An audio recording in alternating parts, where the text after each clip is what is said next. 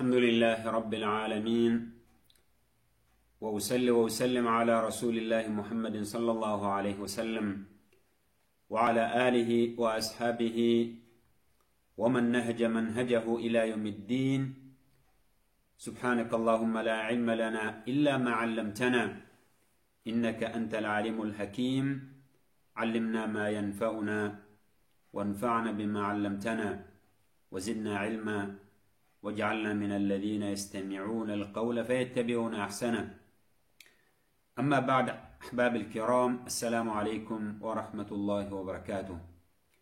Mes chers frères et mes chères sœurs, les conditions d'entrée dans le mois de Ramadan sont importantes à savoir, car le Ramadan, Inch'Allah, peut être demain ou après-demain.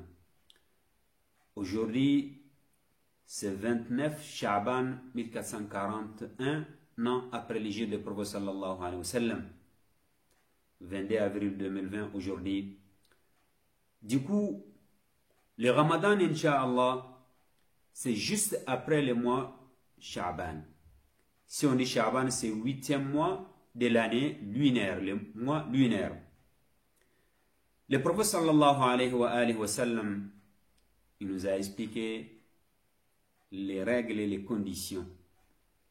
Pour débuter le mois de Ramadan, il y a des conditions essentielles à savoir. C'est pour ça que le prophète sallallahu alayhi wa sallam a précisé dans les hadiths authentiques fi Sahih al-Bukhari ainsi que Sahih Muslim. Il y a un hadith d'Ibn Umar radiyallahu anhuma ainsi qu'Abu Hurairah radiyallahu anhuma ajma'in. Première condition, ahbab al-kiram, pour débuter le mois de Ramadan, première chose, si on voit les croissants. Comme aujourd'hui, mercredi, le 29 Sha'ban aujourd'hui, par exemple vers le Al-Maghrib, si on voit les croissants, automatiquement, demain, c'est premier jour, jeudi, premier jour du mois de Ramadan. C'est pour cela que le prophète sallallahu alayhi wa sallam a dit Soumu li ru'yatihi, qu'on gêne quand on voit les croissants. Donc ça, c'est première condition. Alors on a vu les croissants, alors directement on fait le Ramadan obligatoire de demain. Pourquoi? Parce qu'aujourd'hui, c'est 29 Sha'ban. Donc on débute le Ramadan demain. Parce que les mois lunaires, maximum 30 jours, minimum 29 jours. Donc nous, 29 et 30. Donc nous, aujourd'hui, c'est 29. Donc c'est possible qu'on débute le Ramadan demain. Ça, c'est la première condition, de voir les croissants. Comme il a expliqué le prophète sallallahu alayhi wa sallam.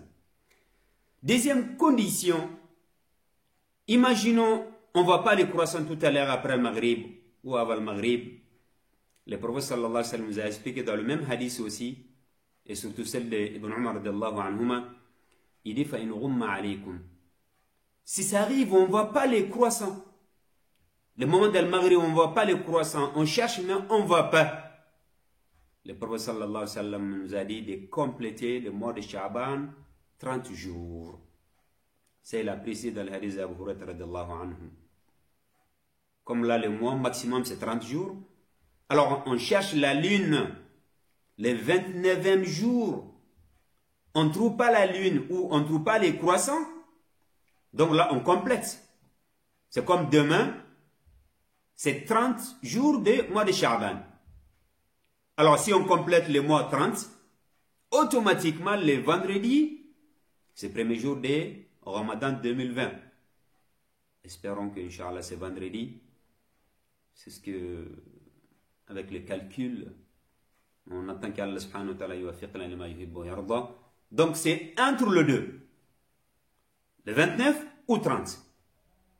Donc, si on ne voit pas les croissants aujourd'hui vers le Maghrib, donc on est obligé de compléter le mois Sha'ban 30 jours. Comme ça, on débute, Inch'Allah, le mois de Ramadan le vendredi. C'est le premier jour du mois de Ramadan. Ça, c'est le hadith, c'est un hadith authentique du prophète sallallahu alayhi wa sallam. Il est clair et net. Il explique vraiment les deux conditions en même temps. C'est pour ça, alhamdulillah, Pour rentrer pendant le mois de Ramadan, ça suffit. Une personne dit oui, je vis les croissants. Quelqu'un qui croit à Allah subhanahu wa ta'ala, c'est acceptable. Car c'est arrivé à l'époque du prophète sallallahu alayhi wa sallam. Quelqu'un qui croit, il atteste qu'Allah subhanahu wa ta'ala il est unique, qu'il n'y a pas d'autre divinité qui mérite l'adoration en dehors d'Allah. On jeûne le mois de Ramadan. Et pour sortir pendant le Ramadan ou pour faire l'Eid par exemple, là oui, on est obligé, il faut des témoins. Comme il a expliqué aussi le prophète sallallahu alayhi wa sallam. Mes chers frères, mes chères sœurs, pour débuter le Ramadan, ça c'est les deux conditions. Mais avant qu'on commence le Ramadan, obligatoire, on a besoin de l'intention pour débuter ou pour commencer le Ramadan. Inch'Allah, avec les jours à venir, il y aura des détails, Inch'Allah. On va essayer de donner des explications, Inch'Allah. Mais il faut savoir si, aujourd'hui, cette nuit, la nuit du jeudi, là, si demain ou tout à l'heure on voit le croissant, donc là, on est obligé de commencer le Ramadan demain, jeudi. On ne voit pas le croissant, on attend vendredi, Inch'Allah, pour appliquer le hadith du prophète sallallahu alayhi wa sallam. Alors, qu'est-ce qu'il faut faire pour débuter maintenant? On dit, c'est l'intention. Car l'intention, elle est obligatoire dans chaque adoration. Parce que le prophète sallallahu alayhi wa sallam nous a dit dans le hadith de Umar ibn Khattab radiyallahu anhu fi sahihayni, il a dit, innamal a'mal bin niyat. Chaque adoration, on a besoin d'avoir l'intention obligatoire. Et surtout, les obligatoires, ce qui concerne le mois de Ramadan. Obligatoire.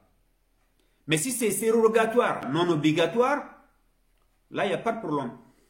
Mais les obligatoires comme le Ramadan, on est obligé d'avoir l'intention. Alors, l'intention, c'est la nuit. La nuit avant Subh. Après Subh, là, c'est fini. Donc, on est obligé d'avoir l'intention la nuit. Jusqu'à Subh, il y a la possibilité. Quelqu'un qui se réveille avant Subh, il n'a pas eu de temps de faire Niyya, ou il n'était pas au courant, mais il a fait Niyya avant Subh, c'est acceptable aussi. Ça ne veut pas dire avant de dormir, il faut faire Niyya, oui. Dans le hadith de prophète sallallahu alayhi wa sallam, lorsqu'il explique ça, mais ça va jusqu'à Subh. Donc si on arrive à faire Niyya à partir de là, c'est acceptable. Et l'intention aussi, il y a des choses. Les savants, ils ont expliqué, il y a des choses. Soit, on peut faire un Niyya chaque jour. Par exemple, cette nuit, j'ai fait l'intention, Inch'Allah, de jeûner demain. Après-demain également jusqu'à la fin de Ramadan. Il y a la possibilité, c'est ce qu'il y a des savants, Jamahir al-Ulama, mais chez les Malikites, ça suffit ni à une seule fois. Et c'est ce que nous pensions vers l'idée ou Mazhab al-Malikiyya, qu'une seule nuit, par exemple cette nuit, ou la nuit de demain, la nuit de vendredi. J'ai fait Niyya, de dire Inch'Allah, si je suis encore en vie, ou en bonne santé, Inch'Allah, pendant le Ramadan, je générerai tous les mois. Je ne suis pas obligé de prononcer. Niyya mahalluha al-qalb.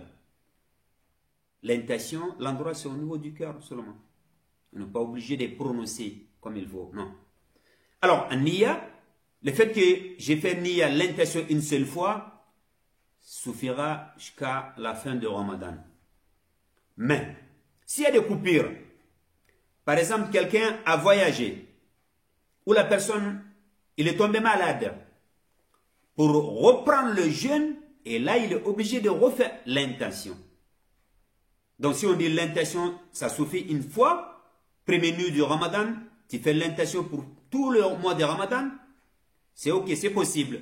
Mais par contre, s'il y a des coupures, ça peut être côté de les femmes aussi également. Alors, pour reprendre le Ramadan, dis pas que j'ai déjà fait Niyya. Non, premier Niyya, c'est déjà fini. Pourquoi? Parce qu'il y a eu des coupures. C'est idem aussi quelqu'un qui est malade. Il a fait Niyya la première nuit du Ramadan, que la personne, il a fait Niyya, qu'Inch'Allah, j'ai généré tous les mois de Ramadan. Il a commencé 2-3 jours, une semaine, il est tombé malade. Il a coupé. 2-3 jours après, il a repris. Alors ça, il est obligé de refaire l'intention encore. C'est par aussi un voyageur. Un voyageur, il a commencé le Ramadan avec l'intention, mais quelques jours, il a voyagé. Il a le droit de couper. Comme dans Surah Al-Baqarah, le Seigneur nous a expliqué. Alors, il a le droit de couper. Mais par contre, les jours qui commencera, il est obligé de refaire l'intention aussi pour continuer jusqu'à la fin de Ramadan aussi. Donc le deux c'est valable. Soit si quelqu'un dit non, non, moi chaque nuit je fais l'intention, il a droit. Si quelqu'un dit aussi non, non, une seule nuit ou la nuit du Ramadan, première nuit seulement j'ai fait l'intention pour tous les mois, ça suffira ou c'est suffisant Inch'Allah. On demande qu'Allah nous facilite surtout de vivre jusqu'à le mois de Ramadan. Si c'est demain, et qu'Allah nous facilite. Si c'est après-demain aussi, alhamdulillah.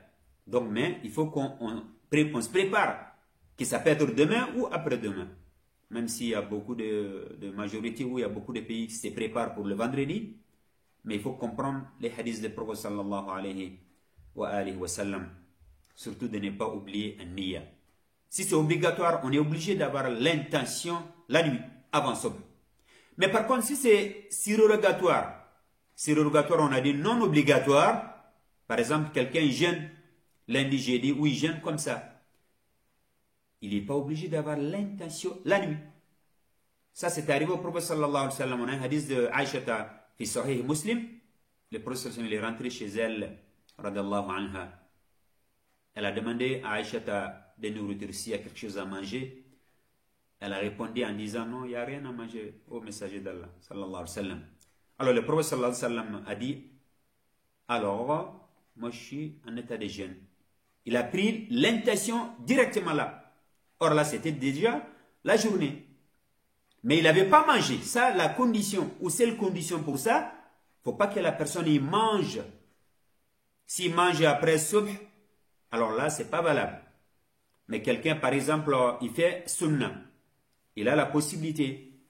Il fait sunnah, il a la possibilité de ne pas avoir, ou il fait le sunnah, il n'est pas obligé d'avoir un niya. Par exemple, demain, soit 8h ou 9h ou 10h. Mais la condition, après ce qu'il n'a pas mangé, soit il s'est réveillé tard. En même temps, il a dit, ah, attends, je jeûne aujourd'hui. Il a la possibilité. S'il n'avait pas niya la nuit, il n'y a pas de problème parce qu'on a dit c'est non obligatoire. Mais si c'est le Ramadan obligatoire ou les jeûnes qui sont obligatoires, là, ce n'est pas valable. On est obligé d'avoir l'intention la nuit. On demande qu'Allah subhanahu wa ta'ala nous facilite de faire les choses correctement. Et on n'oublie pas, si c'est demain, Inch'Allah, le Ramadan, alors Tarawih, on commence cette nuit après l'Aïcha.